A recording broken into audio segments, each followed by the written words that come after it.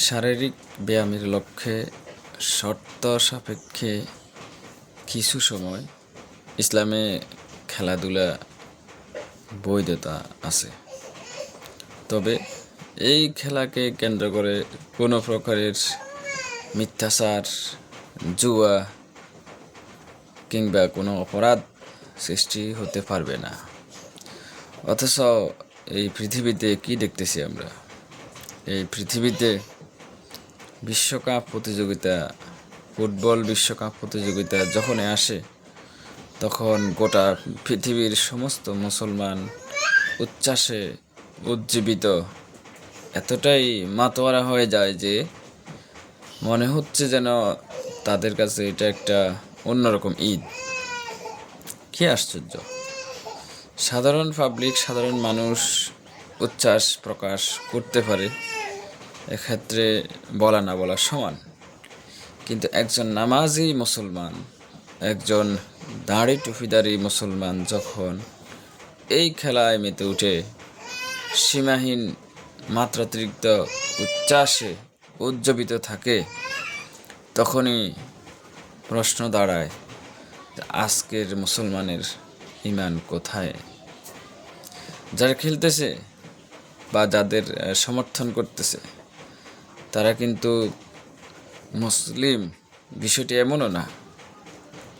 তারা হচ্ছে ইহুদি, খ্রিস্টান, বিজাতীয় মানুষ। অথচ এদেরকে সমর্থন করতে গিয়ে আজকে আমাদের দেশের তরুণ এবং যুবকের আরামের ঘুম হারাম হয়ে গেছে। রাত 10টা, 2টা, 4টা, 6টা যখনই খেলা অনুষ্ঠিত হোক, তখনই তারা আরামের ঘুম বিসর্জন দিয়ে খেলা এনজয় করতেছে।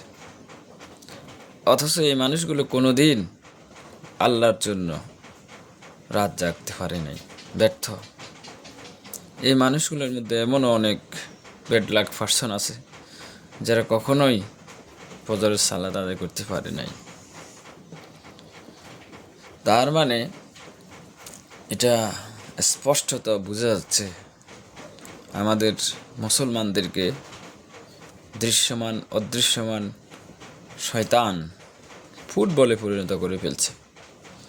ফুটবলকে যেমন এদিক থেকে 11 জন, ওই দিক থেকে 11 জন, 22 জন মিলিয়ে সজোরে আঘাত করে, লাথি মারে, পদদলিত করে, ঠিক এই যুগের মুসলমানদেরকে দৃশ্যমান অদৃশ্যমান শয়তান বিভিন্ন কৌশলে, টেকনিক্যালি পদদলিত করতেছে।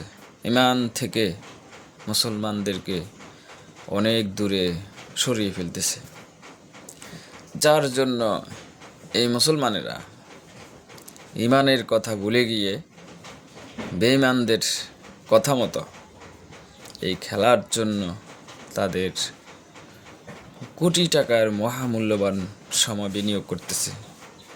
এই খেলার জন্য তারা বাজি, এই খেলার জন্য তারা তাদের কষ্টার্জিত সম্পদ ব্যয় করতেছে, অসংখ্য টাকা খরচ করতেছে এই খেলার জন্য, খেলার একটু উচ্ছ্বাসের জন্য, যেটা উত্তেজনা সৃষ্টি করে। এই খেলাটা সারা পৃথিবীতে যে উন্মাদনা সৃষ্টি করতেছে, এই উন্মাদনায় ইজিলি, অনায়াসে হারামের যে প্রজেক্ট, এগুলো উন্মুক্ত হয়ে যাচ্ছে।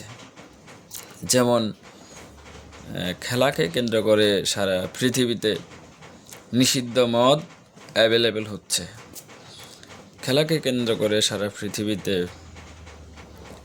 অশ্লীলতা, অনৈতিকতা,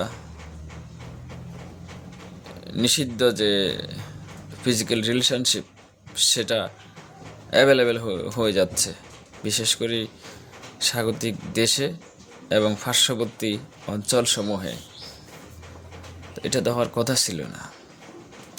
একজন মুসলমান খেলতেই পারে, তাতে ইসলামের কোনো আপত্তি নেই, কিন্তু বিজাতীয় লোকদের খেলা এনজয় করবে, মহামূল্যবান সময় নষ্ট করে অতিরিক্ত উত্তেজনা তৈরি করবে পাড়ায় পাড়ায়।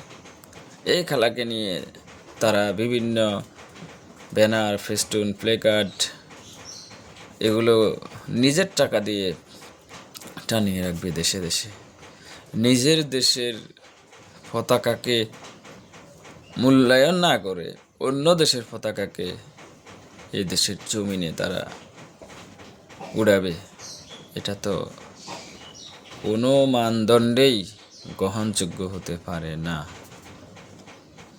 এটা শুধু এই যে বিশ্বকাপ 2026 তা না, আমি সেই ছোটোবেলা থেকে দেখে আসতেছি, যখনই বিশ্বকাপের আয়োজন করা হয়, ফুটবল বিশ্বকাপ, তখনই পুরা পৃথিবীতে অতিরিক্ত উন্মাদনা, অতিরিক্ত উত্তেজনা এমনভাবে সৃষ্টি করে যাতে করে মানুষ ইসলামের পথ থেকে হাজার মাইল দূরে সরে যায়।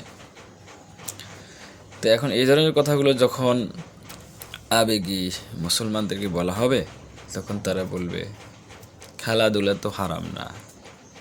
হ্যাঁ, খেলাধুলা হারাম না, শর্ত সাপেক্ষে এটা বৈধতা আছে, কিন্তু খেলা দেখাকে কেন্দ্র করে এই যে সময় নষ্ট করা, অর্থ নষ্ট করা, অপরাধের জগৎ তৈরি করা, এটা তো আর বৈধ না। যেমন আমরা সূরা আসরে দেখি, ওয়াল আসর ইন্নাল ইনসানা লাফি খুসরিন, সময়ের কসম, অবশ্যই মানুষ মহা ক্ষতির মধ্যে নিমজ্জিত। তো এই সূরা আসরটা বুঝলেই তো বোঝা যেত যে আসলে এই খেলাধুলাটা হারাম না আরাম। যেখানে আল্লাহ এত কিছু থাকতে সময়ের কসম করতেছে, ওয়াল আসরে, সময়ের কসম মানে কি? সময়কে মূল্যায়ন করার জন্য, সময়কে গুরুত্ব দেওয়ার জন্য। কারণ সময় হচ্ছে ইমানদারের একমাত্র পুঁজি, একমাত্র বিনিয়োগ। এই সময়টা যখন জীবন থেকে হারিয়ে যাবে, তখন কিন্তু সে ভালো কাজ করবার কোনো সুযোগ নেই। এই সময়টা যখন তার জীবন থেকে মিসিং হয়ে যাবে, তখন কিন্তু সে চাইলেও আগের মতো ভালো ভালো কাজ করতে পারে না।